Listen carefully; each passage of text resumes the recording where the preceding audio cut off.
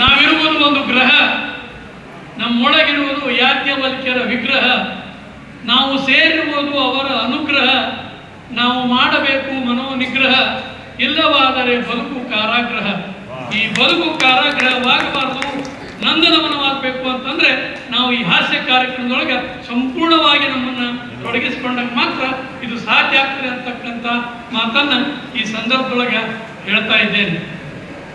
ನಮಗಾಗಲೇ ಗುರುಗಳು ಹೇಳಿದ್ರು, ಏನಿದ್ರು ನಮ್ಮ ಹತ್ರ ಇರ್ತಕ್ಕಂಥದ್ದು ಒಂದು ಅಸ್ತ್ರ ಏನಂದ್ರೆ ನಾನು ಅನ್ನೋದು. ಸಾಯು ಪ್ರಸಂಗ ಬಂದರೂ ನಾವು ಅನ್ನೋದು ಬಿಡುದಿಲ್ಲ.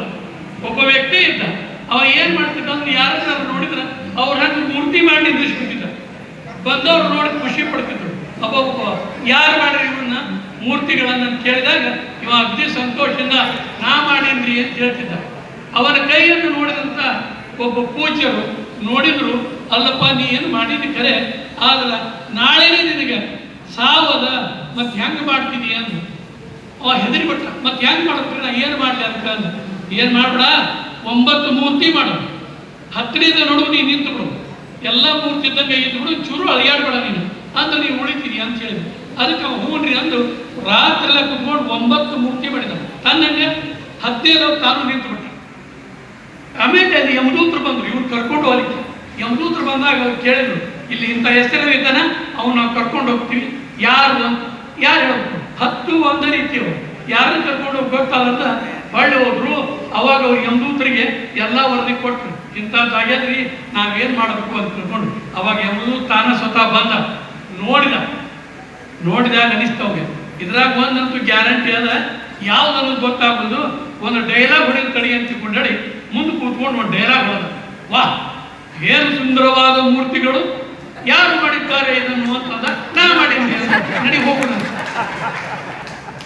ಸಾಯು ಸ್ಥಿತಿ ಒಳಗಿದ್ದಾನ, ಆದ್ರೂ ಅದು ಬಿಡ್ಲಿಕ್ಕೆ ನಾನು ಅನ್ನೋದು. ಇನ್ನೊಮ್ಮೆ ದೇವರು ಬಂದ, ಒಂದು 50 ಮಂದಿ ಲಿಸ್ಟ್ ತೊಗೊಂಬಂದಿದ್ದವ. ಆ ಲಿಸ್ಟ್ಗೆ ಇವ್ರ ಹೆಸರು ಮಧ್ಯೆ ಇತ್ತು. ನಾನು ನಿನ್ನ ಕರ್ಕೊಂಡು ಹೋಗಿ ಬಂದಿದ್ದೀನಿ. ಯಾಕಪ್ಪ ಅಂದ. ಇಲ್ಲ, ನಿನ್ನ ಆಯುಷ್ಯ ಮುಗಿದದ, ನೀನು ಕರ್ಕೊಂಡು ಹೋಗ್ತೀನಿ. ಇಲ್ಲ, ಒಂದು ಕೆಲಸ ಮಾಡು, ನನಗೆ ಒಂದಿಷ್ಟು 5 ನಿಮಿಷ ಟೈಮ್ ಕೊಡು, ನಾನು ಚಹಾ ಮಾಡ್ಕೊಂಡು ಕುಡಿದು ಬರ್ತೀನಿ, ನಿನ್ನ ಜೋಡಿ ಬರ್ಲಿಕ್ಕೆ ತಯಾರಿದ್ದೀನಿ. ಆಯ್ತು, ಹಂಗೆ ಮಾಡೋದು. ಇವಾಗ ಚಹಾ ಮಾಡ್ಕೊಳಕ್ಕೆ ಹೋಗುವಾಗ ಕೇಳಿದ, ಮತ್ತೆ ನಿನಗೂ ಸ್ವಲ್ಪ ಚಹಾ ಮಾಡೋಣ. ಅವ ಚಹಾ ಮಾಡಿದ. ಏನು ಷಡ್ಯಂತ್ರ ಮಾಡಿದ ಅಂದ್ರೆ ಒಂದು 2-3 ಗುಳಿಗೆ ಹೋಗಿದ, ನಿದ್ದೆ ಗುಳಿಗೆ ಅದ. ನಿದ್ದೆ ಗುಳಿಗೆ ಹೋಗೋದು ಆ ಯಮಧರ್ಮರಾಯನ ಕೊಟ್ಟ. ಅವ ಚಹಾ ಕುಡಿದು ಗಪ್ ನಿದ್ದೆ ಹೊಡೆದ. 3 ತಾಸು ಅಷ್ಟ್ರಾಗೆ ಲಿಸ್ಟ್ ತೊಗೊಂಡದ. ಲಿಸ್ಟ್ ತೊಗೊಂಡು ಏನು ಮಾಡಿದ ಅಂತಂದ್ರೆ ಅವ್ರಾಗ ಮೊದಲೇ ಹೆಸರು ಕಾರ್ ಕೊಡ್ದ, ಕಡೆಯಕ್ಕೆ ಬರ್ದ ತನ್ನ ಹೆಸರು 50ನೇ ನಂಬರಿಗೆ ಬರ್ದ. ನಾವು ಉಳ್ಕೊಂಡೆ ಖುಷಿ ಆದ. ಯಮಧರ್ಮರಾಯ ಎದ್ದು, ಅಪ್ಪ ನೀವೆಂತ ಚಲೋ ಇದ್ದೀರಪ್ಪ, ಭೂಲೋಕದೊಳಗ ಅಗದಿ ಆರಾಮಿದ್ದೀರಿ, ನೀನು ನನಗೆ ಭಾಳ ಚಲೋ ಚಹಾ ಮಾಡಿಕೊಟ್ಟು, ನನಗೆ 4 ತಾಸು ನಿದ್ದೆ ಬಂತು, ಒಳ್ಳೇದಾಯ್ತು ಅಂತ ತಿಳ್ಕೊಂಡು ಹೇಳಿ ಅವ ಏನಂದ ಅಂದ್ರೆ, ಇವತ್ತು ಒಂದು ನಿರ್ಧಾರ ಮಾಡಿ, ನಾನು ಎಂದೂ ನಾನು ನಿರ್ಧಾರ ತಪ್ಪಿದವಲ್ಲ. ದಿವಸ ಮೊದಲಿಂದ ಹಿಡ್ಕೊಂಡು 50 ಮಂದಿನ ಒಯ್ತಿದ್ದೆ, ಆದ್ರೆ ಇವತ್ತು ನೀ ಕೊಟ್ಟು ಚಹಾಕ್ಕೆ ಕಡೆಯಿಂದ ಒಯ್ತೀನಿ. ಕರ್ಮ ನಮ್ಮನ್ನು ಬಿಡಂಗಿಲ್ಲ ಅಂತಕ್ಕಂಥದ್ದು ಇದರಿಂದ ನಮ್ಗೆ ಗೊತ್ತಾಗ್ತದೆ. ನಾವು 38 ವರ್ಷ ಶಾಲೆ ಒಳಗೆ ಗಣಿತ ಕಲಿಸಿದ್ವಿ, ಭಾಳ ಕಷ್ಟ. ಇಂಗ್ಲೀಷು ಗಣಿತ ಕಲಿಸೋದು ಅಷ್ಟು ಸರಳ ಅಲ್ಲ. ಗಣಿತ ಕಲಿಸಿದ್ವಿ. ನಾನೇನಂದೆ 8ನೇ ಹುಡುಗರಿಗೆ, ಯಾರಿಗೆ 2 ಅಂದೆ 2 ಅಂಕಿ 2ರಿಂದ 20 ಬರ್ತಾವೆ ಹೇಳ್ರಿ ಅಂದ್ವಿ. ಅವ ಯಾರು ಕೈ ಎತ್ತಿಲ್ಲ. ಕಡಿಮೆ ಒಂದು ಹುಡುಗ ಕೈ ಎತ್ತಿ, ಸರ್ ನಾ ಹೇಳ್ತೀನಿ ಅಂದ. ಒಬ್ಬರ ಇದ್ದಾನ, ನನ್ನ ಸಂತೋಷ ಆಯ್ತು. ಬಾಯಿಲೆ ಕರೆದು ಅವನ ಬೆನ್ನು ಚಪ್ಪರಿಸಿ ವಾ ಹೇಳಲ್ಲ. ಅವ ಕೈ ಕಟ್ಕೊಂಡು ಅಗ್ದಿ ಶ್ರದ್ಧೆಯಿಂದ ಹೇಳಿ ಕಟ್ಟಿದ. 2 ಅಂದೆ 2, 2 2 4, 2 3 6 ಗಾಡಿ ಶುರುವಾತು. 2 9 18, 2 10 20 ಮುಂದೆ 3 ಹೇಳ್ತಾನೆ ಅಂತ ತಿಳ್ಕೊಂಡು ಅವ್ನು ಬೆನ್ನು ಚಪ್ಪರಿಸಿ, ನೋಡಿ ಕಲ್ಕೋರಿಯೋ ಎಷ್ಟು ಚಲೋ ಹೇಳ್ತಾನ ಅಂತ ಹೇಳಂದ್ರೆ ಮುಂದೆ ಹೇಳ್ತಾನೆ. ಅವ ಹಿಂದೆ ಕೈ ಕಟ್ಟಿ ನಾನು ಹಿಂಗೆ ನೋಡಿದ. ಇನ್ನೇನು ಹೇಳ್ತೀವಿ ಅಂದವ. ಅಲ್ಲೇ 2ರಿಂದ 20 ಮೆಕ್ಕಿ ಹೇಳ್ತೀನಿ ಬಂದ್ರಿ ಹೇಳತ್ತಾನೆ. ಮತ್ತೆ ಇಟ್ಟೋಕಂತ ನಾ ಏನು ಮಾಡಿದ್ವಿ, 2ಕ್ಕೆ ಶುರು ಮಾಡಿದ್ವಿ, 20 ನಿಲ್ಸಿ ಬರ್ತೀನಿ. ಇವು ನಮ್ಮ ಶಾಲೆ ಒಳಗೆ ನಮ್ಮನ್ನು ಬಿಡ್ತಕ್ಕಂಥ ಪೆಟ್ಟು. ಕೂಡ್ಸೋ ಲೆಕ್ಕ ಹೇಳಕತ್ತಿದ್ವಿ. ಹಿಂಗೆ ಕೂಡ್ಸೋ ಲೆಕ್ಕ. ನಾ ಹೇಳಿದೆ, ಶೆತ್ತಿಗೆ 10 ರೂಪಾಯಿ ಕೊಡ್ತೀನಿ, ಮಲ್ಲಗೆ 10 ರೂಪಾಯಿ ಕೊಡ್ತೀನಿ, ಇವಾಗ ಸಂಘಿಗೆ 10 ರೂಪಾಯಿ ಕೊಡ್ತೀನಿ, ಒಟ್ಟ ಎಷ್ಟು ಹಾಕೊಂಡು ನಡುವೆ ಎದ್ದಿರ್ತೀನಿ. ಅವ ಅಂದ, ಸರ್ ಎಷ್ಟು ಯಾಕೆ ಆಗುಲಕ್ಕ, ಮತ್ತು ಹೊಟ್ಟೆ ಇದೆ ರೊಕ್ಕನ ಸುಳ್ಳು ಹೇಳ್ತಿರಲ್ರಿ ಸರ, ಸುಳ್ಳು ಹೇಳೋದಂತ ಇವ ಹೇಳಿ ನಮಗೆ, ಸುಳ್ಳು ಹೇಳಕತ್ತಿರಲ್ರಿ ಅಂತ. ನಾನು ಇಲ್ಲೇ ಮಗ ಗಂಟು ನಿನ್ನೇನು ಗಂಟು ಹೋಗ್ತಾ ಲೆಕ್ಕಕ್ಕೆ ಇಟ್ಕೋ ಅಂತಕೊಂಡು ಬೈಗೆ ಅವನು. ಹ್ಞೂ ರೀ ಹೇಳ್ರಿ ಇನ್ನೊಮ್ಮೆ ಸಿದ್ಧಿಗೆ 10 ರೂಪಾಯಿ ಕೊಟ್ಟಿನಿ, ಮಲ್ಲಿಗೆ 10 ರೂಪಾಯಿ ಕೊಟ್ಟಿನಿ, ಸಂಘಗೆ 10 ರೂಪಾಯಿ ಕೊಟ್ಟಿನಿ, ಒಟ್ಟ ಎಷ್ಟು ಆಗ್ತು ಅಂದೆ. ಅವನ ಎದ್ದು ಕೇಳಿದ 60 ಆಗ್ತದೆ ಅಂದ. ಎಲ್ಲ ಇವಾಗ ಕೊಟ್ಟು 30 ಆಗ್ತದೆ, ಇವು 60 ಆಗ್ತದೆ. ಯಾಕಲೆ ಹೆಂಗೆ 60 ಆಗ್ತಾನೆ ಸರ? ಕೊಡ್ಲಿಲ್ಲ ಕ್ವಶನ್ ತೊಗೊಂಡು ಏನು ಮಾಡ್ತೀರಿ? ಲೆಕ್ಕಕ್ಕೆ ಅಲ್ಲದೆ ನಿಮ್ಮ ಗಂಟೆ ಹೋಗಿ ಇಟ್ಬೋದು 60. ನಮ್ಮ ಸಾಲಿ ವ್ಯವಹಾರ ಒಳಗೆ ಎಷ್ಟು ಚಲೋ ಚಲೋ ಉದಾಹರಣೆಗಳನ್ನು ನಾವು ಕಂಡೀವಿ. ಅನಾಹುತ ಉದಾಹರಣೆಗಳು. ಆ ಹುಡುಗ ಹೋಮ್ವರ್ಕ್ ಮಾಡ್ಕೊಂಡ್ಬಂದಿದ್ದೇನೆ. ಅದಕ್ಕೆ ನಾ ಏನು ಮಾಡಿದ್ದೆ ಅವಾಗ, ಯಾಕೆ ಹೋಮ್ವರ್ಕ್ ಮಾಡಿಲ್ಲ ಅಂತ. ಸರ್ ನಿನ್ನೆ ನಮ್ಮವ್ವ ಜೀನಿ ಕಳಿಸಿದ್ರಿ, ಗಿರಣಿಗೆ ಕಳಿಸಿದ್ರು, ಹೊತ್ತು ಹಾಕು ಬಂದು ಗುಂಡು ಮಕ್ಕೊಂಡಿದ್ರಿ, ಮಾಡಿಲ್ಲ ಅಂದ. ಸ್ವಲ್ಪ ಸಹ ತೊಗೊಂಡು ನಾಳೆ ಮಾಡ್ಕೊಂಬ ಅಂದೆ. ಹ್ಞೂ ರೀ ಅಂದ. ನಾಳೆ ನಮ್ಗೆ ಬಂದ ಮಾಡಿ ಏನೋ ಹೋಮ್ವರ್ಕ್ ಅಂದ. ಇರ್ಲಿ ಸರ್ ಅಂದ. ಯಾಕೆ ಏನು ಸರ್, ಏನು ನಿಂಗೆ ಲೈಟ್ ಹೋಗ್ಬಿಟ್ಟಿದ್ದು ಹೆಂಗೆ ಮಾಡ್ಬೇಕು ಏನು? ಅದು ಕಂದಿನ ಚಿಮಣ ಹಚ್ಕೊಂಡು ಮಾಡೋಪ್ಪ ಅವೆಲ್ಲ ನಿಮ್ಮ ಕಾಲ ಸರ್ ಮುಗೀತಿ. ಈಗ ಸಾಧ್ಯ ಲೈಟ್ ಏನಾದ್ರು ಮಾಡೋಂಗಿಲ್ಲ, ಓದ್ ಬಿಡೋದು. ನಾಳೆ ಮಾಡ್ಕೊಂಬ ಅಂದೆ. ಹ್ಞೂ ರೀ ಅಂದ. 3ನೇ ದಿವಸ ಬಂದ. ಹೋಮ್ವರ್ಕ್ ಮಾಡ್ಕೊಂಬಂದು ಏನಕ್ಕೆ ಸರ್? ನಾ ಇವತ್ತು ಸಾಲಿ ಬಂದಿದ್ದ ನಿಮ್ಮ ಪುಣ್ಯಾರಿ ಅಂತ. ಏನು ನನ್ನ ಪುಣ್ಯ ನಂಗೆ ಸರ್? ನೀನು ಹೊಟ್ಟು ಬಂದಿದ್ರಿ, ಉಳ್ಳಾಡ್ಬಿಟ್ಟು ನೋಡ್ರಿ ಮನ್ಯಾಗ ಏನೋ ಎದ್ದು ಬಂದೀನಿ, ಚಲೋ ಆಗೈತಿ, ಎಲ್ಲ ನಿಮ್ಮ ಪುಣ್ಯ ಅದಕ್ಕೆ ನಾನು ಬರ್ತಿದ್ವಿ ಅಂತ. ಇವಾಗ ಇಷ್ಟ ನೀವು ಹೇಳ್ತಾನಂತ ಒಂದು ಬಡಿಗಿತ್ತು, ಅಲ್ಲೇ ಒಂದು ತಗೊಂಡೆ, ಒಂದು ಅವ್ರು ಬಡಿ ಬಂದ್ಕಿನ ಅವರ ಮಲ್ಲಪ್ಪ ಪ್ರತ್ಯಕ್ಷ ನೋಡಿ ನನ್ನ ಕೈಕಾಲು ನಡಗಲಿಕ್ಕತ್ತಿದ್ವಿ. ಎಲ್ಲ ಇವ ಬಂದ ನಾನು ಇಲ್ರಿ ಮಲ್ಲಪ್ಪರ ಅವ್ನು ಬಡಿಲಿಕ್ಕಂತಿಲ್ಲ, ಅವಾಗ ಸ್ವಲ್ಪ ತಿಳಿಸಿ ಹೇಳಿಕತ್ತಿದ್ದೆ ನಾನು. ನೀವು ಚಿಂತೆ ಮಾಡ್ಬಿಡಿ ಸರ್, ಒದಿರಿ ಅವನವನ ಸುಳ ಮಗನ ನೋಡ್ರಿ, ಪಾಲಕ್ ಎಷ್ಟು ಚಲೋ ಇರ್ತಾನೆ. ಹೇಳಿ ನಾ ಮಂಗ್ಯನ ಮಗ, ಅವ್ ಪಾಲಕ್ ಹಾಕ್ತಾನ ನನಗೆ. ಹೇಳಿ ನಾ ಮಂಗ್ಯನ ಮಗ ಬಿಸಿ ಊಟ ಕಟ್ಕೊಂಡು ಹೊಲಕ್ಕೆ ಬರ್ಲಿ ಅಂತ ಹೇಳಿ ಮಂಗ್ಯನ ಮಗ ಇನ್ನೂ ಸಾಲ ಓದಿ ನಾವು ಬೇಕು. ಎಲ್ಲಿ ಹೋಗ್ಬೇಕು, ಎಷ್ಟು ತ್ರಾಸದ. ಅದಕ್ಕೆ ಇವು ಎಲ್ಲ ನೋಡಿದಾಗ ಅನಿಸ್ತದ ಎಂಥ ಪರಿಸ್ಥಿತಿ ಒಳಗೆ ನಾವಿದ್ದೀವಿ. ಒಂದು ಪ್ರಯೋಗ ಮಾಡ್ಲಿಕ್ಕೆ ನಮ್ಮ ಸೈನ್ಸ್ ಟೀಚರ್ ಏನಂದ್ರು, ಸರ್ ನೀವು ನನ್ನ ಜೋಡಿ ನಿಂದ್ರಿ ಅಂದರು. ಸಹಾಯಕ್ಕೆ ನಿಂತು ಜೋಡಿ. ಅವಾಗ ಪ್ರಯೋಗ ಶುರುವಾದ. ಅವಾಗ ಆ್ಯಸಿಡ್ನೊಳಗೆ ಏನೋ ವಸ್ತು ಹಾಕಿದ್ರೆ ಕರೆಕ್ಟದೋ ಮುಳುಗ್ತದೋ ತೇಲ್ತದೋ ಅಂದ್ವಿ. ಮುಂದೆ ಕೂತುಡ್ರೊಳಗೆ ಒಬ್ಬರು ಹೇಳಿದ್ರು, ಸರ್ ಅದು ಕಳಗ್ತದ್ವಿ, ಒಬ್ರು ಮುಳುಗ್ತದ್ವಿ, ಒಬ್ರು ತೇಲ್ತದ್ವಿ. ಕಡೆಗೆ ಒಬ್ಬ ಕೂತಿದ್ದವ ಅಂದ, ಸರ್ ನಾ ಹೇಳ್ತೀನಿ ಅಂದ. ಹೇಳಿಸಿದ್ದೆ ಇನ್ನೊಂದು ಆಗಿರಲಿ ಅಂತ. ಅವ ಅಂದ, ದೇವರಾಣಿ ಮಾಡಿ ಹೇಳ್ತೀನಿ ನೋಡಿ, ಸುಮ್ಮನೆ ಹೇಳಿ ಮುಗಿತು. ನಾವು ದೇವರಾಣಿ ಮಾಡ್ತೀವಿ, ದೇವರಾಣಿ ಮಾಡ್ತೀನಿ ರೀ, ಏನಂದ್ರೆ ಏನೂ ಆಗೋದ್ರಿ ಅಂದ. ನಮಗೇನೋ ಗೊತ್ತಿಲ್ಲ, ನಿಮ್ಗೇನು ಗೊತ್ತಿತ್ತು, ಇವತ್ತು ಸಾರಿ ಬಂದಿಯಲ್ಲ ಅಂದ. ಅವಾಗ ಅವ ಹೇಳಿದ, ಸರ ನಮ್ಮ ಕಡೆ ಯಾಕೆ ರೊಕ್ಕ ಇಸ್ಕೊಳ್ಳಾರ್ದ ನಿಮ್ದ ರೊಕ್ಕ ಹಾಕಿರ್ಲ, ಅವಾಗ ಗೊತ್ತಾಗ್ತ ಏನೋ ಅವ್ರು ಹಿಂದೆ ತೊಗೊಳಕ್ ಬರ್ತಾರ, ಅವಾಗ ಗೊತ್ತ. ಅಂದ್ರೆ ಮಕ್ಕಳು ಇಷ್ಟು ಚುರುಕಾಗಿ ನಮ್ಮನ್ನ ಅಬ್ಸರ್ವ್ ಮಾಡ್ತಾರೆ. ಒಂದ್ಸರಿ PUC ಹುಡುಗರಿಗೆ ಅವ ಅಡ್ಮಿಷನ್ ಮಾಡಿಸಿ ಹೋದವ, ಅವತ್ತಿನ ದಿವಸ ಬಂದಿದ್ದ. ಎಂದ ಬೀಳ್ಕೊಡೋ ಸಮಾರಂಭ. ಇವ್ರು ಸರ್ ತಲೆ ಒಂದು ಹುಳ ಹೋಗ್ತು, ಇನ್ನೂ ಅತಿಥಿಗಳು ಬರೋದು ಲೇಟ್ ಅದ, ಅದಕ್ಕೆ ನಾವು ಒಂಚೂರು ಹೇಳಿದ್ರೆ ಆ ತಡಿ ಅಂತ ಹುಡುಳಿ ಎಲ್ಲರೂ ಒಳಗೆ ಕರೆದು ಈಚ ಕಡೆ ಒಂದಿಷ್ಟು ಮಂದಿ ಹೆಣ್ಣುಡು ಕೂತ್ರು, ಈಚ ಕಡೆ ಅಷ್ಟು ಮಂದಿ ಗಂಡುಡು ಕೂತ್ರು. ಕೇಳಿದ್ರು ಅವರು, ನಿಮ್ಮ ಜೀವನದ ಗುರಿ ಏನು ಅಂತ. ಅವಾಗ ಆಕೆ ಒಬ್ಬ ಕೇಳ್ತಿತ್ತು, ಸರ್ ನಾ ಹೇಳ್ತಿದ್ವಿ. ಲೇಡೀಸ್ ಫಸ್ಟ್ ಹೇಳುವ ಅಂದ್ರು. ಆಕೆ ಹೇಳಿದ್ರು, ಮತ್ರಿ ಹ್ಞೂ ಹೇಳೋದು, ಹ್ಞೂ ಮತ್ರಿ ಹ್ಞೂ ಅಲ್ವಾ ಹೇಳಂತ. ಅವಾಗ ಆಕೆ ಹೇಳಿದ್ದು, ಮತ್ತೆ ನಾ ಈ ಜಗತ್ತಿಗೆ ಇಂದಿರಾ ಗಾಂಧಿ ಅಂತ ಮಗಳು ಕೊಡ್ಬೇಕಂತ ಮಾಡೀನ್ರಿ ಅಂದಕ್ಕೆ ಪಪ್ಪರೆ ಹೋಗ ಚಲೋ ವಿಚಾರ ಕೊಡಿ ಅಂತ. ಆಕಿ ಕೂಡುದನ್ನ ಕಾಯ್ತಿದ್ರೆ ಇನ್ನೇನು ಕೆದ್ದ ಬಿಟ್ಟು ಎದ್ದಕ್ಕಿ ವೇರ್ ಹೀಗೆ ಸುದ್ಗೋತ. ಮತ್ರಿ ನನಗ್ರಿ ಈಗ ಪ್ರಾಮಾಣಿಕತೆ ಕಡಿಮೆ ಆಗಿದ್ರಿ, ಅದಕ್ಕೆ ನಾ ಏನು ವಿಚಾರ ಮಾಡಿದ್ರಿ ಅಂದ್ರೆ ಈ ಜಗತ್ತಿಗೆ ನಾಲ್ಕು ಶಾಸ್ತ್ರಿ ಅಂತ ಮಗಳು ಕೊಡ್ಬೇಕಂತ ಮಾಡಿದ್ರಿ ಅಂತ. ತೆರಿ ಕೆಟ್ಟು ಮಾಸ್ತರ್ಗೆ ಇವನು ಬರೀ ಇವು ಡೆಲಿವರಿ ಕೇಸ ಆಗ್ತದೆ, ಹಿಂಗೆ ಬ್ಯಾಡ ಅಂತ್ಕೊಂಡು ಇಟ್ಕೊಂಡಿದ್ರು ನೋಡಿ. ಅವತ್ತು ಸರಿ ಬಂದು ಹೇಳ್ತೀನಿ, ಸರ್ ನಾ ಹೇಳ್ತೀನಿ ಅಂತ ಖುಷಿ ಹೇಳಲ್ಲ. ಏನು ಅಂತ ಹೇಳೋದು. ಅವಾಗ ಅವ ಹೇಳಿದ, ಸರ್ ನನಗೊಂದು ಜೀವನದ ಮಹತ್ವಾಕಾಂಕ್ಷೆ ಏನಂದ್ರಿ, ಮಹತ್ವದ ಆಸೆ ಏನಂದ್ರಿ, ಆಗಲ್ಲ ಅವ್ರಿಬ್ರು ಹೇಳಿದ್ರಲ್ಲಿ ಅವೆರಡಕ್ಕೂ ತಲ್ಲಿ ಯಾವತ್ತು ಮಾಡಿದ್ರಿ ಅಂತ ಕೈನೇ ಬಿಟ್ಬಿಟ್ರು. ಅವ್ರು ರಿಟೈರ್ ಆಗಿಬಿಟ್ರೆ ಕೂಡುದ್ರು ಇಲ್ಲ ಹೇಳಿದ್ರಿ. ಖುಷಿಂದ ನೋಡಿ ಹುಡುಗರ ಹತ್ರ ಜಾಣ್ತ ನಿಲ್ಲದ್ ಬೇಡ್ರಿ, ಮಸ್ತ್ ಜಾಣ್ತ. ಒಬ್ಬಾಕಿ ತಾಯಿ ಹುಡುಗನ ಕರ್ಕೊಂಬಂದು, ಈ ಹುಡುಗ ಸುಧಾರಿಸೋದಂದ್ರಿ, ಏನಾರ ಮಾಡಿ ಸ್ವಲ್ಪ ಸುಧಾರಿಸ್ರಿ ಅಂತ. ನಾ ಹೇಳಿದ್ರೆ ಸುಧಾರಿಸ್ತಾನ್ರಿ, ಹಂಗ್ಯಾರು ಬಿಟ್ಟು ಹೋಗುವ ಮುಂಜಾನೆ ವಿಚಾರ ಮಾಡ್ತಾರೆ. ಮುಂಜಾನೆ ಅವರು ಶಿವನ ಪೂಜೆ ಮಾಡಲಿಕ್ಕೆ ಎಲ್ಲ ತಯಾರು ಮಾಡ್ಕೊಂಡಿದ್ರು. ಅದಕ್ಕೆ ಹೇಳಿದ್ರು, ನೋಡಪ್ಪ ನಾನು ಶಿವನ ಪೂಜೆ ಮಾಡಬೇಕು, ಬಿಲ್ಪತ್ರಿ ಬೇಕಾದ್ರೆ ಹೋಗಿ ತಗೊಂಡು ಬಾರಪ್ಪ. ಅವ ಹುಡುಗ ಏನಂದ, ನಾ ಏನು ಒಳ್ಳೆ ಅನ್ನಂಗಿದ್ರಿ ಕೊಡಲ್ಲ, ನನಗೆ ಆಸೆ ಅದ ನಿಮ್ಮ ಸೇವೆ ಮಾಡಬೇಕಂತ ತೊಗೊಂಬರ್ತೀನಿ, ಆದ್ರೆ ನನಗೆ ನಮ್ಮ ಅವ್ರು ಕೇಳ ಮರಕಟ್ಟಗಲ್ಲ ಮ್ಯಾಲಿಂದ ಬಿದ್ದು ಸತ್ರ ನಿಮಗೆ ಕೆಟ್ಟ ಹೆಸರು ಬರ್ತದ ಮತ್ತೆ ಹ್ಯಾಂಗೆ ಮಾಡಿದ್ರಿ ಅಂತ ಬೇಡಪ್ಪ ನಾನು ತೊಗೊಂಬರ್ತೀನಿ ಅವ್ರು ತೊಗೊಂಬಂದು ಇವು ಹೇಳಿದ್ರು ಹಂಗೆ ಉಪಕಾರಣಿ ಒಂದಿಷ್ಟು ತೊಗೊಂಡ್ಬಿಡಪ್ಪ ಅದರೊಳಗೂ ಪೂಜೆ ಮಾಡಿ ಅನುಕೂಲ ಆಗ್ತದೆ. ಅವಾಗೆಲ್ಲ ಬಾವಿ ನೀರು ಸೇರುತ್ತೆ ಹಿಂಗೆ ನಾನು ಆಗ್ತಿದ್ದಿಲ್ಲ. ಅವಾಗ ಅವ ಏನಂದ ನಂದು ಏನೂ ಅಭ್ಯಂತರ ಇಲ್ರಿ ಗುರುಗಳ, ನಾನು ಒಂದೇ ವಿಚಾರ ನಮಸ್ಕಾರ ಮಾಡಿ ಯಾಕಂದ್ರೆ ನಮ್ಮವ್ರು ಕೇಳಾಳ ನನಗೆ ಜಲಕಂಟಕ ನಾನು ನೀರು ಜಗಕ್ಕೆ ಹೋಗಿ ಬಾವೇ ಬಿದ್ದಂದ್ರೆ ನಿಮಗೆ ಕೆಟ್ಟ ಹೆಸರು ಬರ್ತದೆ ಮತ್ತೆ ಹ್ಯಾಂಗೆ ಮಾಡಿ ಇಲ್ಲ ನಾನೇ ಮಾಡ್ತೀನಿ ಅದನ್ನು ಅವರು ಮಾಡಿದ್ರು.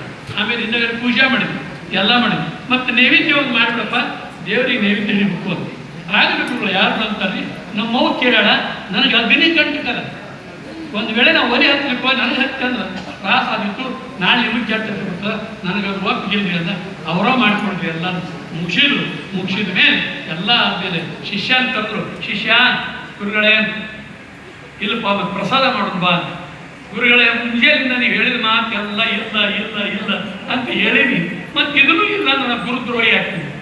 ಅದಕ್ಕೆ ನಾನು ತಗೋತಿದ್ರಿ ಪ್ರಸಾದ ಅಂತ ಹೇಳಿ ಒಂದು ಅಗಳು ಬಿಡಲ್ಲ ಅಂತ ಇಷ್ಟು ಬರ್ತಾ ಬಿಡು ಬಂದ. ಅವ್ರು ಸಂಜೆ ಮುಂದೆ ಅವರು ಫೋನ್ ಮಾಡಿ ಕರೆಸಿದ್ರು, ಈ ಹುಡುಗ ಸುಧಾರಿಸ್ತಾರ ಕರ್ಕೊಂಡು ಹೋಗ್ಬೇಕು ಬರೀ ಎಲ್ಲೇ ಇಂಥ ಶಿಷ್ಯರು ಒಂದು ದೊಡ್ಡ ಜೀವ. ನಾಟಕಗಳಿದ್ರೆ ಊರಾಗ ಬಂದ್ರಿ, ನಾಟಕ ಎಷ್ಟು ವಿಜಯ ಅಂತ ನೋಡ್ರಿ. ಹಳ್ಳೂರ ನಾಟಕ ಹೆಣ್ಪಾರ್ಟಿ ಯಾರು ಮಾಡ್ತಾರಂದ್ರೆ ಗಂಡವರು ಮಾಡ್ತಾರೆ. ಯಾರು ಚಂದ ದುಡ್ಡು ಮನೆ ಬರ್ತಾನ ಅವ ಹೆಣ್ಪಾರ್ಟ್ ಕೊಟ್ಟಿರ್ತಾನೆ. ಅವ ಹೆಣ್ಪಾರ್ಟ್ ಕೊಟ್ಟು ಹೋಗ್ತಾಳಗ ಅಲ್ಲಿ ಒಂದು ನಟದ ಹಿಂದೆ ನಾಟಕದ ಹಿಂದೆ ಪಡೆದೇ ಚುಟ್ಟ ಸರ ಜಗಳ ನಡೆಸ್ಕೊಂಡು ಅವ್ರ ಗುರಿ ಯಾರ್ಯಾರಿಗೆ ದುರ್ಯೋಧನಿಗೆ ಮತ್ತು ದುಶ್ಯಾಸನಿಗೆ ಮತ್ತು ಈ ದ್ರೌಪದಿಗೆ ಇವಾಗ ಚುಟ್ಟ ಸೇರ್ಲಿಕ್ಕಿದ್ದ ನಾವೊಂದೆರಡು ಜೊತೆ ಸೇರ್ತೀವಿ ಕೊಡೋದಂದ್ರೆ ಅವರು ಅವ ಅಂದ ಇಲ್ಲಿ ಕಡೆ ಗಿಟ ಚುಟ್ಟ ಆಯ್ತು ಸೇರ್ತೀನಿ ಬಡ ಸೇರ್ಬಿಟ್ಟ ಬಾ ಮಗ ನಿನ್ನ ಅಲ್ಲಿ ಹೋಗ್ತೀನಿ ಅಂತ ಈ ಬರ್ತೀಯ ಬೆಂಕಿ ಮೇಲೆ ಅವಾಗ ಹೋಗ್ತೀನಿ ಅಂತ. ದ್ರೌಪದಿ ವಸ್ತ್ರಾಪರಣ ನಾಟಕ ಶುರುವಾಗಿತ್ತು. ಅವಾಗ 6 ಸೀರೆ ಉಡಿಸಿ 7ನೇ ಸೀರೆ ಕೆಂಪು ಉಡಿಸಿದ್ರು. ಆ ಪೇಟಿ ಮಾಸ್ತರ್ ಹೇಳಿದ್ದ ಏನಂದ್ರೆ ಯಾವುದೇ ಕಾರಣಕ್ಕೂ 7ನೇ ಸೀರೆ ಜಗ್ಗಬಾರ್ದು, 6 ಸೀರೆ ತೆಗೆದುಕೊಳ್ಳದೆ ಇನ್ನು ಮುಗಿಯುತ್ತನ್ನೋ ದಬಗಿರಿ ಬೀಳಬೇಕು ಅಂದ್ರೆ ಬರೋಬ್ಬರಿ ಆಗ್ತದೆ. ಇಲ್ಲ ನಾಟಕ ಕೆಟ್ಟ ಹೋಗ್ತದೆ ಅಂತ ಸಿಟ್ಟು ಭಾಳ ಇರ್ತದೆ. ದುಶ್ಯಾಸನ ದರ ಹೇಳ್ಕೊಂಬಂದ ಆಯ್ತೇನೆ ಹೇಳ್ಕೊಂಬಂದು ಸೀರೆ ಹೇಳ್ದ 1 2 ಅವ ಹಗಲ ಮುಗಿದು ಕೂಡ 1 ಮುಗೀತು 2 ಮುಗೀತು 3 ಮುಗೀತು ಅಲ್ಲಿಗಿಂತ 6 ಮುಗೀತು ಅಂತ ಮುಗೀತಾನೆ ಕೇಳ್ತಾರೇನ್ರಿ ಅವ ನಿಮ್ಗೆ ಅವಮಾನ ಮಾಡಬೇಕಂತ ನಿಂತಿದ ಜೇಟಿ ಬಿಟ್ಟ 7ನೇ ಸೀರಿನ ಆ ದ್ರೌಪದಿ ಪಾತ್ರ ಮಾಡಿದ ಪಟ್ಟಾಪಟ್ಟಿ ಚಟ್ಟಿ ಮೇಲೆ ನಿಂತಿದ್ದ ಮೇಲೆ ಹೆಣ್ಣು ವೇಷ ಕೆಳಗ ಗಂಡು ವೇಷ. ಆದ್ರೆ ಅವ್ನ ಕಡೆ ಪ್ರಸಂಗವಾದನ್ನು ಎಷ್ಟು ಅಂತಿತ್ತು ದಾಟ ಹೇ ಕೃಷ್ಣ ನೀ ಎಷ್ಟು ಒಳ್ಳೆಯ ಇದ್ದೀನಿ, ಸೀರೆ ಕೊಟ್ಟರೆ ಜಗ್ಗೇ ಜಗ್ತ ನೀ ದುಶ್ಯಾಸನ ಅಂತಿಕೊಂಡು ಜಗ್ಗದ ಚಡ್ಡಿ ಕೊಟ್ಟಿಯ ಥ್ಯಾಂಕ್ ಯು ಅಂತ ನೋಡಿ ಎಷ್ಟು ಚಂದ ಇರ್ತದೆ. ಇವೆಲ್ಲ ಹಾಸ್ಯ ಪ್ರಸಂಗಗಳು ನಮ್ಮ ಸುತ್ತಲ ನಡೀತಿರ್ತಾವೆ, ನೋಡುವಂತ ಕಣ್ಣು ಬೇಕು. ಅಂದಾಗಿ ಈ ಹಾಸ್ಯ ಪ್ರಸಂಗಗಳನ್ನು ಸವಿಲಿಕ್ಕೆ ನಮಗೆ ಸಾಧ್ಯ ಇಲ್ಲ ಅಂದ್ರೆ ನಮಗೆ ಸಾಧ್ಯ ಆಗುಲ್ಲ ಅಂತಕ್ಕಂಥ ಮಾತನ್ನು ಹೇಳ್ತಾರೆ. ಒಂದು ಮಾತು ನಾವು ಏನು ಓದ್ಬೇಕಂದ್ರೆ ಈಗ ಬೀಚಿ ಸಾಹಿತ್ಯ ಓದು ನಮ್ಮ ಮನೆಯಾಗೆಲ್ಲ ನಾವು ಬೀಚಿ ಬಳಗ ಮಾಡೀವಿ. ಬೀಚಿ ಸಾಹಿತ್ಯ ಓದು ಎಷ್ಟು ನಗಿ ಹುಟ್ಟಿಸ್ತದ, ಭಯಂಕರ ನಗಿ ಹುಟ್ಟಿಸ್ತದ. ಅದರೊಳಗೆ ಬರ್ತಕ್ಕಂಥ ಘಟನೆಗಳನ್ನು ನಾವು ಓದ್ತಾ ಇದ್ವಿ. ಅವ್ರು ಸಣ್ಣವರಿದ್ದಾಗ ಬೀಚಿ ಅವ್ರು ಸಣ್ಣವರಿದ್ದಾಗ ತಿಮ್ಮ ಅಂತ ಅವನ ಹೆಸರು.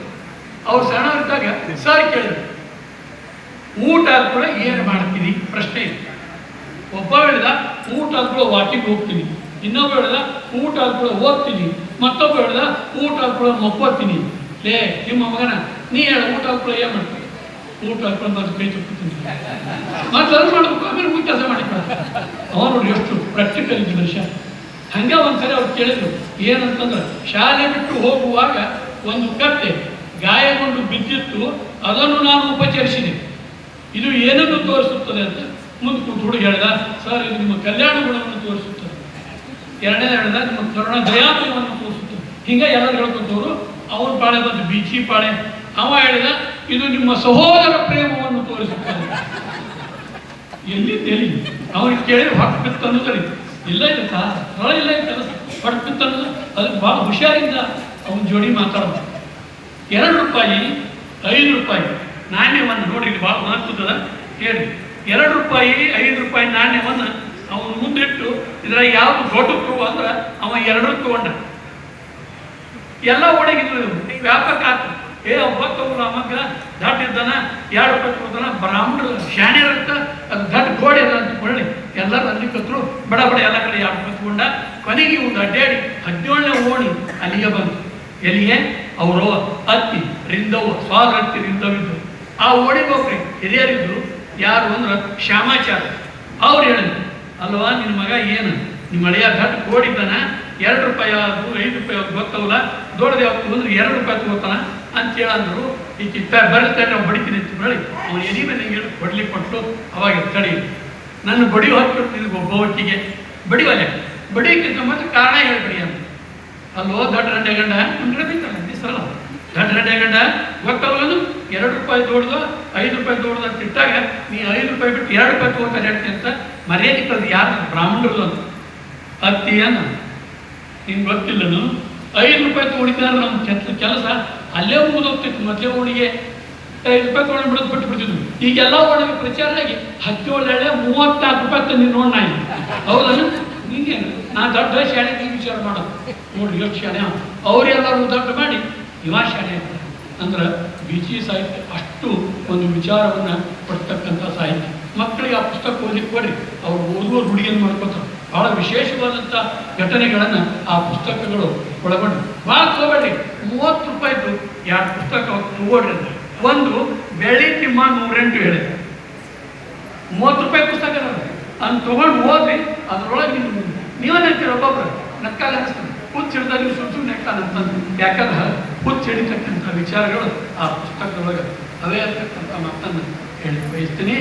ಒಬ್ಬ ಡಾಕ್ಟರ್ ತೋರು ನೋಡ್ರಿ, ನಿಮ್ಗೆ ಒಂದು ವಿನಂತಿ ಮಾಡ್ಕೊತೀವಿ. ನಾವು ಯಾರು ಉದಾಹರಣೆ ಸಿಟ್ಟಿ ಬರಬೇಡಿ, ಸುಮ್ಮನೆ ನಗಲಿಕ್ಕೆ ನಗ್ಗಿ ಬಿಟ್ಟು ಬಿಡ್ರಿ, ಇಲ್ಲೇ ಹೊರಗೆ ಹೋಗುವ ಮತ್ತೆ ಬಿಡ್ರಿ. ಆದ್ರೆ ನಗಲಿಕ್ಕೆ ಹೇಳ್ತೀವಿ.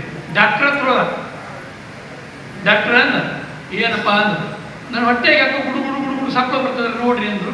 ಡಾಕ್ಟರ್ ಬಡ ಬಡಟ್ಟೆ ಟೇಬಲ್ ಕೆಡಿ ಹಾಕಿದ, ಅವನು ಎಕ್ಸ್ರೇ ತೆಗೆದು ನೋಡಿದ, ಹೊಟ್ಟೆ ಗಂಟು ಆ ಗಂಟು ತೆಗೆದು 4,000 ರೂಪಾಯಿ ಕಸ್ಕೊಂಡು ಹೊಳೆ ಕಳಿಸಿ ಹೋಲಿ ನನಗೆ ಮುಂದೆ ಆಡಿಸ್ಬಿಟ್ಟು ಮತ್ತೆ ಸರ್ ನನ್ನ ಹೊಟ್ಟೆಗೆ ಕಪ್ ಹಿಡಿದ್ಬಿಟ್ಟಂಗೆ ಆಗ್ತದ. ಏನು ಗೊತ್ತಾಗಲ್ರಿ ನೋಡ್ತಾನ, ಇವಾಗ ಗ್ಲೌಸ್ ಬಿಟ್ಟಿದ್ದ, ಅವ್ನು ಹೊರಿದ್ರೆ ಹೊಟ್ಟೆ ಹೊರಿದ್ರೆ ಗ್ಲೌಸ್ ಬಿಟ್ಟಿದ್ದ, ಮತ್ತೆ ತೆಗೆದು ಹೊಟ್ಟೆ ತೆಗೆದ ಹೊತ್ತು. ಆಮೇಲೆ ಮತ್ತೆ 3 ದಿನ ಬಂದ ಅಲ್ಲೇ ಬಿಯ್ಯೋದು ನನ್ನ ಗತಿ ಅಂತ. ಇಲ್ಲಿ ಭಾಳ ತ್ರಾಸಾಗಿದೆ, ಏನಾಗಿದೆ ಹೊಟ್ಟೆ ಹಾಕಿ ಗುಡುಗುಡಿಸ್ತದೆ ನೋಡ್ರಿ ಅಂತಂದ. ಒಳ ನೋಡಿದ್ರೆ ದಾರ ಉಂಡಿ ಬಲಿಕೆ ಹಾಕಿ ದಾರ ಉಂಡಿ ಬರೀ ಇದಾಯ್ತು. ಮತ್ತೆ ಅವ್ನು ಹೊಟ್ಟೆ ಹೊರದು ಇನ್ನೇನು ಹೊಸಾದೇನು ಹೊಲಿಗೆ ಹಾಕ್ಬಿಟ್ಟು ನಿಂದಲಿ ಸಾಹೇಬ್ರ ಅಂದ ನೋಡ್ರಿ, ಹಳೆ ಪೇಷಂಟ್ಸ್ ಇರ್ತಾರೆ ಹೊಸ ಡಾಕ್ಟರ್ಗಿಂತ. ಅವ ಹೇಳ್ದ, ಸಾಹೇಬ್ರ ಹಂಗೆ ಮಾಡ್ಬೇಡ್ರಿ, ಎಲ್ಲ ಹೊಟ್ಟೆ ಹರಿದು ಎಷ್ಟು ಸರಿ ಇರ್ತೀರಿ ನಿಮ್ಗೆ ಏನು ಅನ್ಸೋದಿಲ್ಲ. ಅದಕ್ಕೆ 4 kg ಜಿಪ್ಪು ತೋರಿ ಒಂದು ಜಿಪ್ಪಿನ ಅಂಗಡಿ ಜಿಪ್ ತಂದು ಹಚ್ಬಿಡ್ರಿ, ನೀವೇನು ತಗೊಳ್ಳಿ ಬರ್ತಾರೆ. ಡಾಕ್ಟ್ರಿಗೆ ಹೇಳ್ಕೊಡ್ತೇವೆ ನಾವು. ಧಾರವಾಡಕ್ಕೆ ಹೋಗ್ಬೇಕು, ಹೆಣ್ಮಗಳು ಬಂದು ಡಾಕ್ಟ್ರಿಗೆ ಆಕೆ ಬೋರ್ಡ್ ಹಾಕಿ ನೋಡಿ, ಬೋರ್ಡ್ ಸಹಿತ ಕೆಲಸ ಭಾಳ ತ್ರಾಸ ಇರ್ತದೆ. ಆಕೆ ಹಾಕಿದ್ರು ಸುಷ್ಮಾ ಪಾಟೀಲ್ MBBS ನೋಡುವ ವೇಳೆ 9 ರಿಂದ 12 ಅವು ಬಂದ ಇಲ್ಲಿ ಕೂರ್ತೈತಿ ಮುಂದೆ ನೋಡ್ತಿದ್ದ ಪಡೆ ನಡೀತೇವೆ. ಮತ್ತು ಮುಂಚೆಯಲ್ಲಿ ಬರೋ 9 ನೋಡೋಣ ನಡೀತೇವೆ. ಈಗ ಯಾರ ಬಗ್ಗೆ ಗಂಡಂತಂದು ಬರಲಿ ಏನು ದಿವಸ ಒಂದು ಬಂದು ಕೊಡ್ತಾರೆ, ಯಾರು ಪೇಷಂಟ್ಗೆ ಅವಕಾಶ ಕೊಡ್ತಾರ, ಏನು ಕತಿ ಅವ ಅಂತ ತಪ್ಪು ನಿಮ್ದು ಅದ್ರ ಏನು ತಪ್ಪಲ್ಲ ನೋಡ್ರಿ. ಅಲ್ಲೇ ಬರಲಿ ಬೋರ್ಡು ಸುಷ್ಮಾ ಪಾಟೀಲ್ ನೋಡುವ ವೇಳೆ 9 ರಿಂದ 12 9 ಬರ್ತೀನಿ ಯಾಕೆ ನೋಡ್ಕೊಂಡು ಹೋಗ್ತೀನಿ, ನಂದೇನು ತಪ್ಪಲ್ಲ. ಬರೆಯುವಾಗಲೂ ಭಾಳ ಹುಷಾರಿಂದ ಬರೀ ಬೋರ್ಡ್ ಬರೆಯುವಾಗಲೂ ನಾವು ಹುಷಾರಿಂದ ಬರೀತಕ್ಕಂಥದ್ದನ್ನು ನಾವು ಗಮನಿಸು. ಹೆಂಗೆ ಬರ್ರಿ ಅಂದ್ರೆ ಏನಾರ ನಾವು ಆಗ್ತವೆ ಅನ್ನೋದನ್ನು ನಾವು ನೋಡ್ಬೋದು. ಒಬ್ಬ ಹೆಣ್ಮಗಳು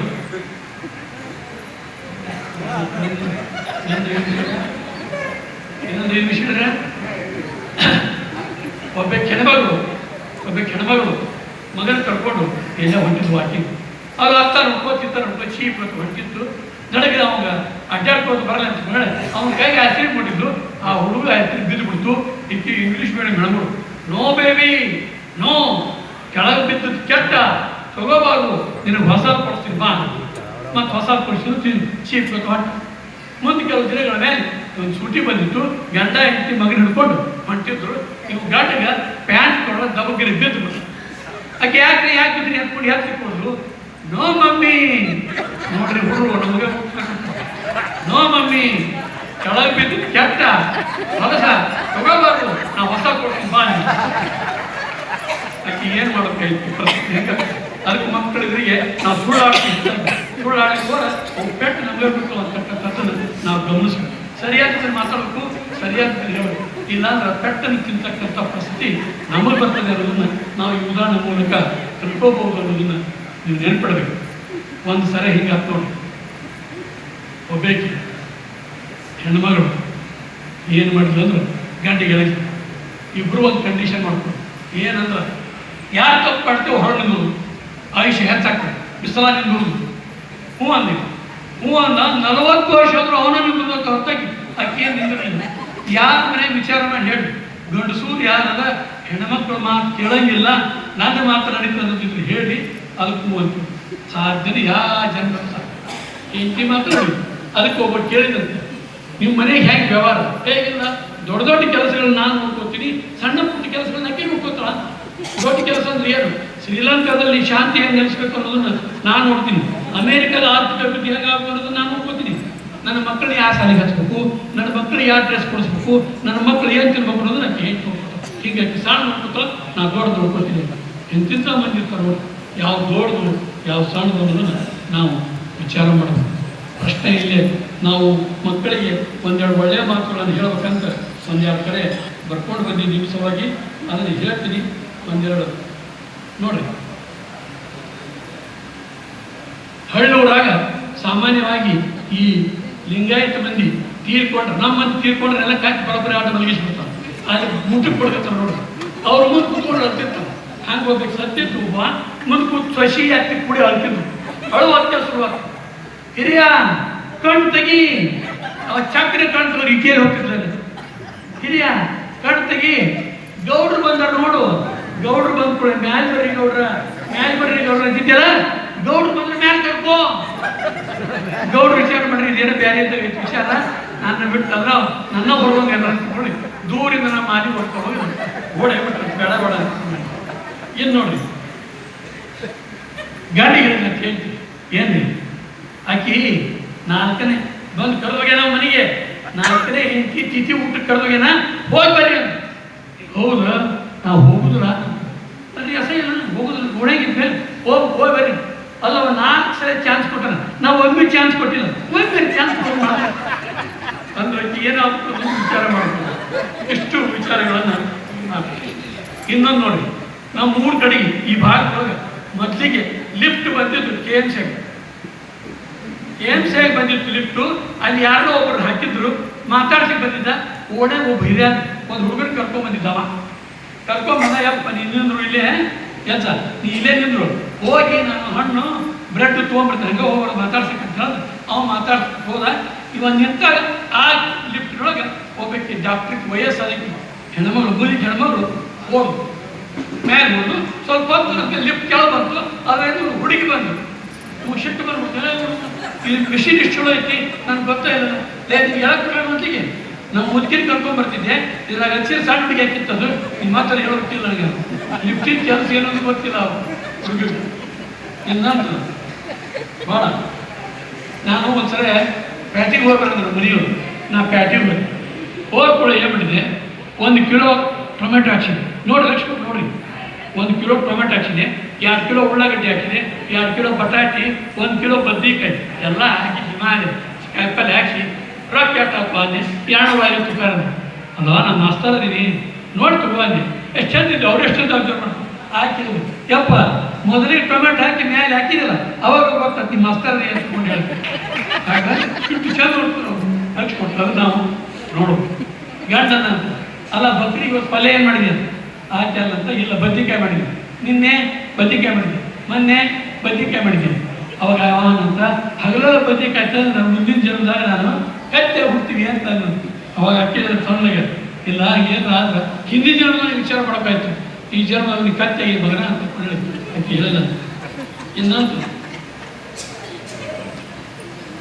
ನೋಡಿ ಅನ್ನದ ಮೇಲೆ ಸೊಕ್ಕು ತೋರಿದವ ರೋಗಿಯಾಗ್ತಾನೆ ವಿದ್ಯೆಯ ಮೇಲೆ ಸೊಕ್ಕು ತೋರಿದವ ಅವೇಕಿಯಾಗುತ್ತಾನೆ ದುಡ್ಡಿನ ಮೇಲೆ ಸೊಕ್ಕು ತೋರಿದವ ದರಿದ್ರನಾಗುತ್ತಾನೆ ಕಾಯಕದ ಮೇಲೆ ಸೊಕ್ಕು ತೋರಿದವ ನಿರ್ದೋಗಿ ಆಗ್ತಾನೆ ತಂದೆ ತಾಯಿ ಮೇಲೆ ಸೊಕ್ಕು ತೋರಿದವ ಅನಾಥನಾಗುತ್ತಾನೆ ಅಂತಕ್ಕಂಥ ಮಾತನ್ನು ಬಹಳ ಹುಷಾರಿನಲ್ಲಿ ಇರ್ಬೇಕು ಇನ್ನೊಂದು ಮಗನ ಗುಣವನ್ನು ಮದುವೆ ನಂತರ ಯಾವಾಗ ಯಾರ್ಯಾರ ಗುಣ ಹೇಗಿರ್ತೋ ಅನ್ನೋದು ನೋಡಿ ಮಗನ ಗುಣವನ್ನು ಮದುವೆ ನಂತರ ಮಗಳ ಗುಣವನ್ನು ಆಕೆಯ ಹರೆಯದಲ್ಲಿ ಗಂಡನ ಗುಣವನ್ನು ಹೆಂಡತಿಯ ಅನಾರೋಗ್ಯದಲ್ಲಿ ಸ್ನೇಹಿತರ ಗುಣವನ್ನು ಕಷ್ಟ ಕಾಲದಲ್ಲಿ ಹೆಂಡತಿಯ ಗುಣವನ್ನು ಗಂಡನ ಬಡತನದಲ್ಲಿ ಅಣ್ಣ ತಮ್ಮಂದಿರ ಗುಣವನ್ನು ಜಗಳದಲ್ಲಿ ಮಕ್ಕಳ ಗುಣವನ್ನು ವೃದ್ಧಾಪ್ಯದಲ್ಲಿ ನೋಡಬೇಕು ಅನ್ನೋದನ್ನ ಶಾಸ್ತ್ರ ಪಾವತಿ ನಿಮ್ಗೆಲ್ಲರಿಗೂ ಅನುಭವ ಆಗಿದೆ. ಈಗಾಗಲೇ 50 ಮೇಲೆ ಇದ್ದೀರಿ, ಎಲ್ಲರಿಗೂ ಅನುಭವ. ತಾಯಿ ಇರುವವರೆಗೂ ಹಸಿವು ಗೊತ್ತಾಗುವುದಿಲ್ಲ, ತಂದೆ ಇರುವ ತನಕ ಜವಾಬ್ದಾರಿ ಗೊತ್ತಾಗುವುದಿಲ್ಲ. ತಂದೆ ತಾಯಿ ಇಲ್ಲದವರು ಅನಾಥರಲ್ಲ, ತಂದೆ ತಾಯಿ ಇದ್ದು ಅವರಿಗೆ ಗೌರವ ಕೊಡದವರು ನಿಜವಾದ ಅನಾಥರು ಅಂತಕ್ಕಂಥದ್ದು. ಸೂರ್ಯನ ತಾಪ, ತಂದೆಯ ಕೋಪ ಎರಡನ್ನೂ ಸಹಿಸಿಕೊಳ್ಳಿ. ಏಕೆಂದರೆ ಸೂರ್ಯನಿಲ್ಲದಿದ್ದರೆ ಜಗತ್ತೇ ಕತ್ತಲು, ತಂದೆ ಇಲ್ಲದಿದ್ದರೆ ಬದುಕೇ ಕತ್ತಲು ಅಂತಕ್ಕಂಥದ್ದು. ಇನ್ನು ಒಂದು ಗುಟ್ಟು ಹೇಳ್ಕೊಂಡು ಮಾಡಿದ್ರಿ, ಅದನ್ನು ಹೇಳಿ ನಾನು ಮಾತನಾಡ್ತೀನಿ. ಭಾಳ ಚಂದ ಗುಟ್ಟು ಅದು ನೋಡಿ. ಈಗ ಎಲ್ಲರೂ ಒಂದು ವಿಷಯ ಕಲ್ತಾರೆ, ಏನಂದ್ರೆ ಗಂಡ ಹೆಂಡತಿ ಸಂಜೆ ಆತಂದ್ರೆ ಜೋಡಾಗಿ ಹೊರಗೆ ಹೋಗುದು, ಏನು ತಿಂದು ಬಂದು ಬರೀ ಈಗ ರೂಢಿ ಮಾಡ್ಯಾರ. ನೋ ಕಿಚನ್ ಹೌಸ್ ಬಂದವು. ಈಗ ಇದು ಅಂತ ಕಾರಣ ನೋಡಿ, ಅಡುಗೆ ಮನೆ ಇಲ್ಲದಂತ ಅನೇಕ ಮನೆಗಳು ತಯಾರಾಗ್ತದೆ. ಅದಕ್ಕೆ ಹೋಗಿ ತಿಂದು ಬರೋದು. ಇದು ಕೇಳ್ತಾರೆ ನೋಡ, ಯಾರ ಹೆಂಡತಿ ಚೆನ್ನಾಗಿ ಅಡುಗೆ ಮಾಡುತ್ತಾಳೋ ಅವರ ಜೀವನ ಸುಗ್ಗಿ. ಯಾರ ಹೆಂಡತಿ ಚೆನ್ನಾಗಿ ಅಡುಗೆ ಮಾಡುತ್ತಾಳೋ ಅವರ ಜೀವನ ಸುಗ್ಗಿ. ಯಾರ ಹೆಂಡತಿ ಚೆನ್ನಾಗಿ ಅಡುಗೆ ಮಾಡುವುದಿಲ್ಲವೋ ಅವರ ಜೀವನ ಮ್ಯಾಗಿ, ಬರೀ ಮ್ಯಾಗಿ ಮಾಡುವುದು. ಯಾರ ಹೆಂಡತಿಗೆ ಅಡುಗೆನೇ ಬರುವುದಿಲ್ಲವೋ ಅವರ ಜೀವನ ಸ್ವಿಗ್ಗಿ, ಆರ್ಡರ್ ಮಾಡಿ ತರಿಸೋದು.